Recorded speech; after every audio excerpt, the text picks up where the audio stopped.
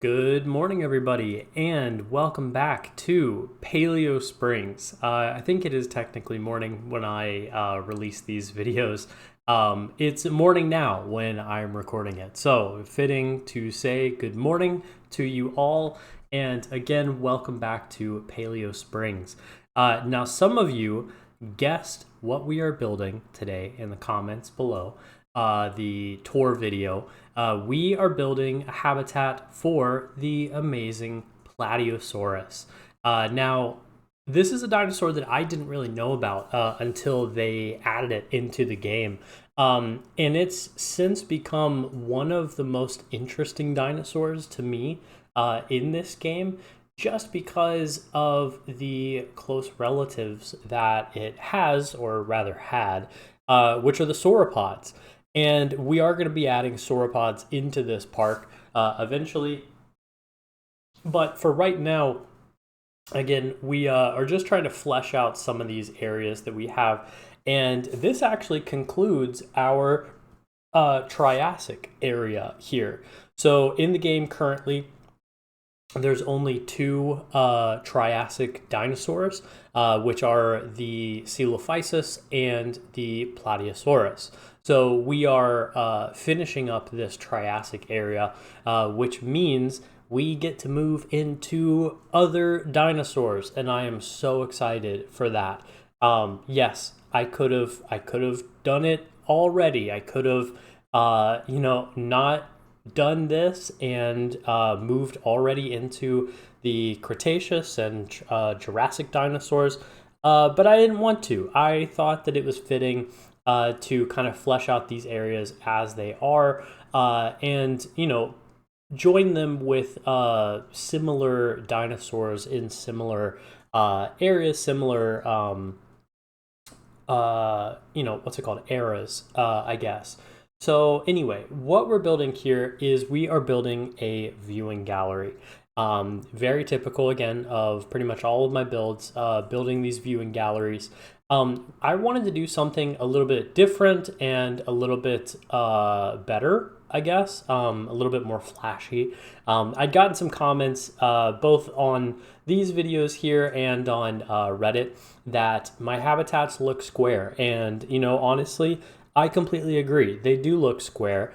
Again, my reasoning for that, though, is trying to upload these to the Steam Workshop can be a little tricky if they're not sort of a quote-unquote standard size.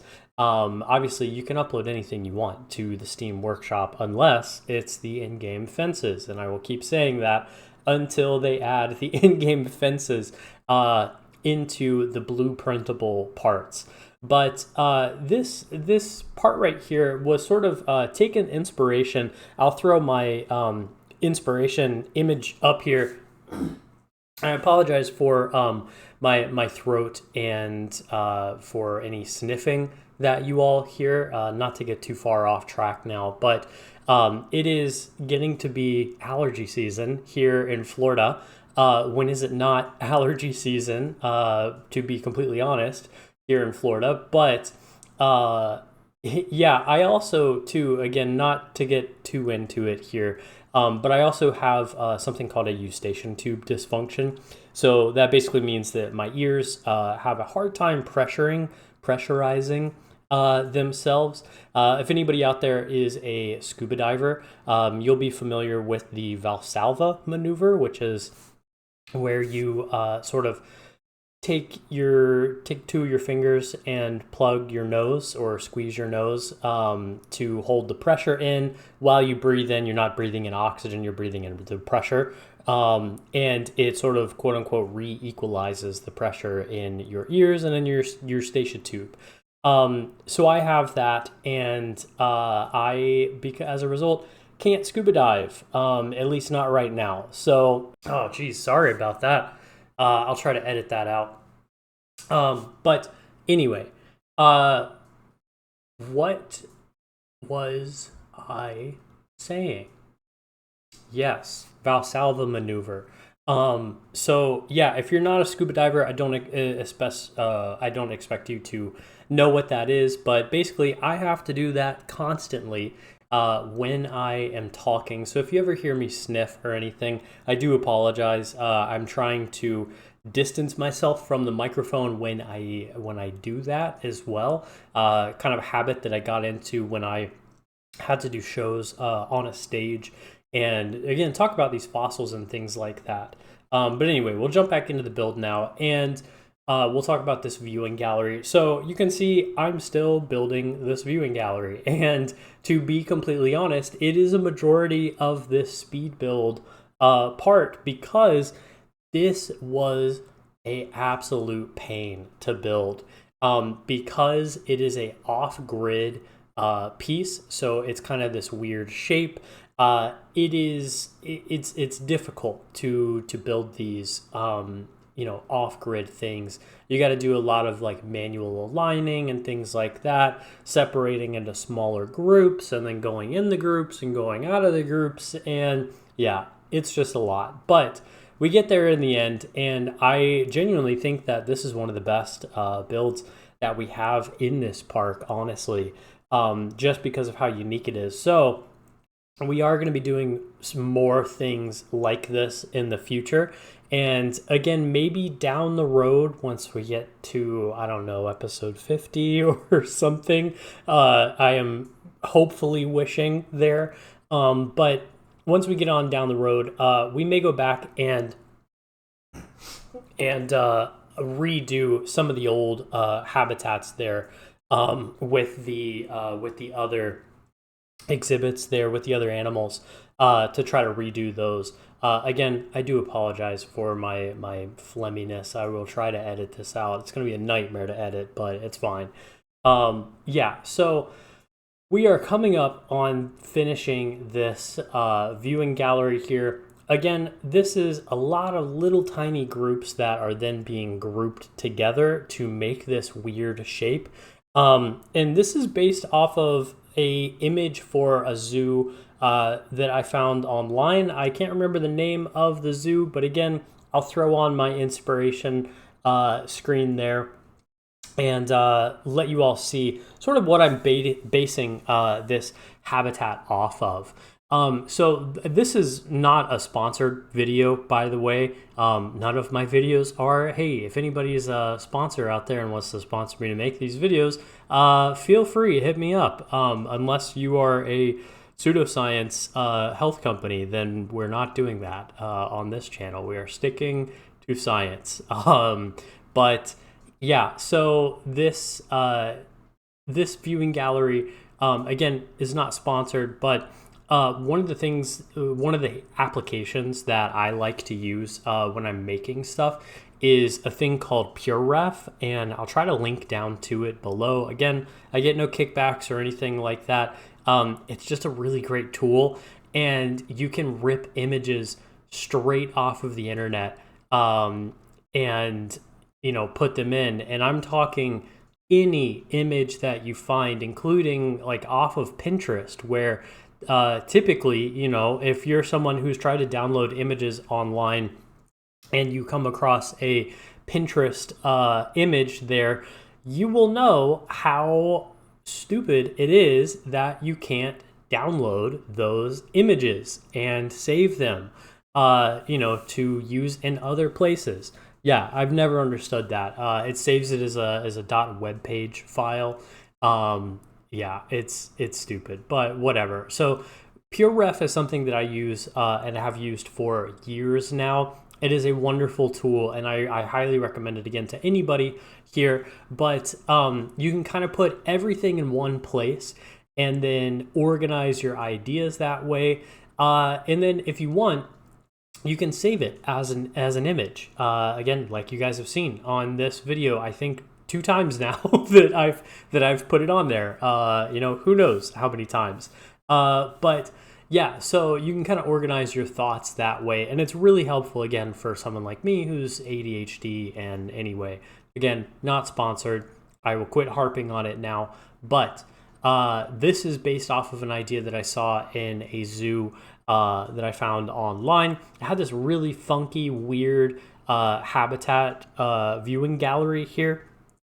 And as you all have probably heard, me say before in some of my other videos, I always try to base these habitats off of something in the real world that is similar or equatable.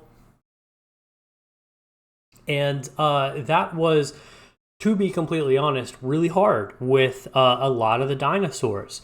So the dinosaurs, again, as you all know, watching these videos, don't have many modern relatives. And the modern relatives that they do have, you kind of just throw them in an aviary to unceremoniously talk about birds here. But you can just put them in a little cage and, they'll be fine most of the time. Obviously, that is not AZA standard. We would not do that here in this park, and we would not do that in a real zoo. Hopefully, that is accredited by the AZA or the other zoological institutions there. But for Plateosaurus here, it didn't really hit me until we put them in the park and I saw them from this viewing gallery. They remind me of ostriches. And I don't know if that's just, my own personal frame of reference here. Again, growing up at the Jacksonville Zoo, they have, honestly, a similar viewing gallery now that I look at this, again, from afar. But they have a viewing gallery that overlooks this habitat in their African section that has the white rhinoceros, it has ostriches, and it has some other animals in there too. But the main things are the ostrich and the white rhino. And viewing the ostriches from this gallery gave me the same vibe, the same feeling as when I looked at the Plateosaurus in this habitat here. So yeah. So I guess you could say you could kind of base them off of an ostrich. They kind of have that long gangly neck like an ostrich does. I mean, a lot of the dinosaurs did back then. A lot of the, especially sauropodian dinosaurs did. Yeah, I don't know. Just my sort of frame of reference there. Anyway, what we're doing here is we're making a custom fence because once again, you can't save the custom fences, or you can't save the in-game fences, rather, with these blueprints. So I have to make my own. Once again, I should make a few of these and just save them as blueprints. Maybe we'll do that down the line, and we'll save them as individual blueprints for you all to download. But yeah, I'm making sort of a electrified fence here. So it has these this curve at the top so the Plateosaurus can't climb out. Obviously, I don't think it would climb out. It is, a sort of ancient sauropod dinosaur. I don't think it would climb, but you never know. It's got big claws and it's bipedal, so you can't be too careful. I'm also adding here some red lights, and I actually had to go through before we actually finish this habitat outside of the speed play or the speed build here, and dim these lights because when I finished this, it looked like the red light district, and that's not the look we were going for with these dinosaurs. I wanted it to have a faint red glow to signify, of course, that, it's electrified or something like that. But yeah, I had to dim these down quite a bit. So they are good now. And making these individual 4 meter fence pieces custom is, again, it gives me an opportunity to not make these habitats square here. So we're kind of doing this a little reverse than we normally would. I'm trying to leave this backspace there, you'll see later in the build here, for the backstage area. I thought it would be good to put a habitat gate here. Obviously, the Plateosaurus can't get out, but we're going for the gate here that has the magnetic locking system in there. So it's an actual lock. You got to put in a key code or swipe a NFC NFID card. You guys know what I mean. You got to swipe a card or something to get in there, so you can get into the habitat itself. But I also wanted to have, the viewing gallery up there and then this gap. So we actually do a double fence situation right here so the guests can't get too close to the Plateosaurus. And I think we're going to actually be doing this for a lot of the dinosaurs going forward. Just because, I've seen Jurassic Park. I know how it goes. Dinosaurs are dangerous animals, and it's not to say that all of them are. I think one of the things that Steven Spielberg did really, really well with the original Jurassic Park is he kind of honed in on the fact that he didn't want these dinosaurs to be seen as monsters. He wanted them to be seen as animals that lived a long, long time ago, not in a galaxy far away, but they lived a long, long time ago. And these dinosaurs here, they're not to be messed with or taken lightly. They lived a long time ago, and anything that we do with them is completely alien, completely foreign to them. So, they wouldn't understand what a fence is. They wouldn't understand what a human hand is. They would just see it and they would say, okay, is that food? Is it not food? Can I kill it? Can I not? Kind of thing. Yeah, very simplified or whatever. But yeah, I think we're going to be doing that with a lot of these exhibits here. This here, I'm just building a very simple viewing gallery. As I've said here on the channel before, I always like to have two viewing areas, two sort of viewpoints where the guests can go and look at the animals from, just to sort of get a different perspective. I always like that when I go to a zoo. So I like to put that in here wherever I can. This viewing gallery is honestly completely nothing special. And we're kind of sticking with that arid, that dry theme. You'll hear me talk about in the live play some of the reasons for the foliage that we end up going with in here. We don't actually use the desert foliage inside the habitat. We use it on the outside, but not on the inside where those dinosaurs are. And again, you'll hear me talk about that when we go into the live play. But I have to mention really quickly, though, I am so excited for paleobotany. The more I think about it, the more excited I get for it. This is going to be one of the first habitats that gets paleobotany. You'll see I add a little river later on into this speed build here, and I am just so excited. I can't wait to fill the riverbank here with horsetails and ancient conifers and things like that. I'm so excited for it. Anyway, this is where I'm going to leave it for now from me. You guys have seen me build a backstage here where we do ye old air gate in there to keep the animals in here so that you guys can lock them up if you ever need to or want to when you download this. Yeah, this is where I'm going to leave it here before my voice actually gives out on me. So stay tuned for the live play. That is coming up pretty shortly here, and I hope you enjoy the rest of this speed build. I'll see you then.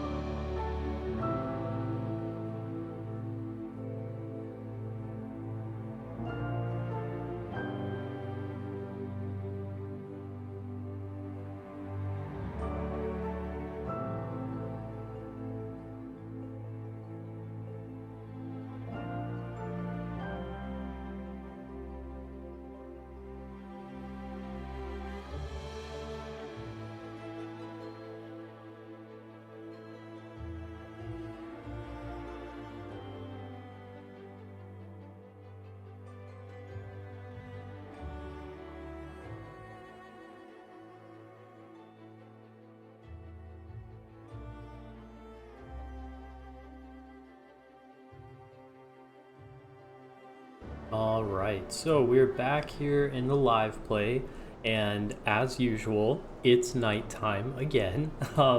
That's just the running occurrence here in Paleo Springs for this challenge park. But we're gonna go over and we're gonna see now our beautiful Plateosaurus habitat. So the idea with this again was sort of that you're meant to walk down this direction, and this is kind of our Triassic area. So these are the only two Triassic dinosaurs. That guy's awesome. He's really loving those dinosaurs through the trees. But yeah, you're supposed to come down here. You have a Coelophysis off to the right. I am dyslexic, so I do apologize. Off to the right there, and then what is that? What is that? I will figure that out later. And then off to the left, you have the Plateosaurus. Now, I don't have any information placards or information panels here in this section yet because I'm wanting to remake those. I'm wanting to actually, I saw on the Steam Workshop, someone make with these beautiful watercolored style what are these called? These beautiful watercolor style creations, I guess. Actually, do they not have Plateosaurus? Oh my god, they don't. Okay, well, never mind then. Yeah, I'll probably just add those, or I'm gonna redo the info signs that we have just in general around the park. I think they're kind of samey. I want to redo them. I want to make them a little bit fresher and have them be, respectable for this park here. So, yeah, so we have 4 Plateosaurs in this habitat here.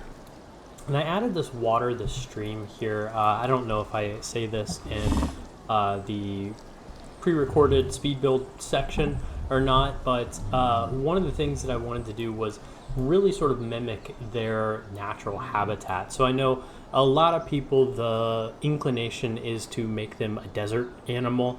The Triassic was very dry, very hot. So the inclination for a lot of people would be to use the scrub habitat and the desert biomes for that. And I think that's great. You can, obviously, you can do whatever you want. I chose to use the grassland environment here, though, with these shrubs and grasses. These are pretty similar to what you would find in the areas that Plateosaurus lived. And this is going to be one of the first habitats that gets paleobotany when that comes out. So we're going to be adding horsetails and those smaller conifers right along this riverbank where they would have been, again, realistically.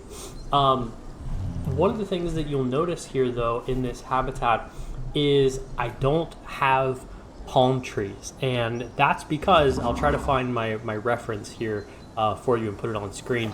That's because palm trees didn't exist until around 80 million years ago, which is the late Cretaceous. So palm trees would fit for some of those late Cretaceous dinosaurs, but they don't fit here in the Triassic. And you might be saying, well, John, you have over here in this exhibit these like sago palms, or what are they called, sable palms, and yes, I do. For the coastal environment, those are a different species than the desert sort of classic tropical palm that you would be thinking of. Those conifers in the coastal biome there, I think that, it works okay. Yes. Yeah, so this habitat here is around 3,000 meters. If you all decide to use it here, it's pretty plop and drop and play for that regard. Yeah, I also chose to stick with the same rock theme throughout and not go with the desert rocks here. Obviously, if you click on this, you can change those rocks to your heart's content. That does actually look pretty good, but you know, I'm gonna leave it at that. Or even the mossy rock, no, that doesn't work. But yeah, you can obviously go in and change it yourself if you would like. But that is where I'm gonna leave it off for today's video. Thank you again so much for watching. Thank you for being a part of this community, part of this channel, and helping it grow to the place that it is now. Again, I really appreciate it. We wouldn't be doing this without you guys, without your support. So thank you again for watching. There's a million things you could have been doing today, and you chose to spend a little bit of that time here with me and watch me build a little Plateosaurus habitat. So I will see you all in the next one. Bye-bye.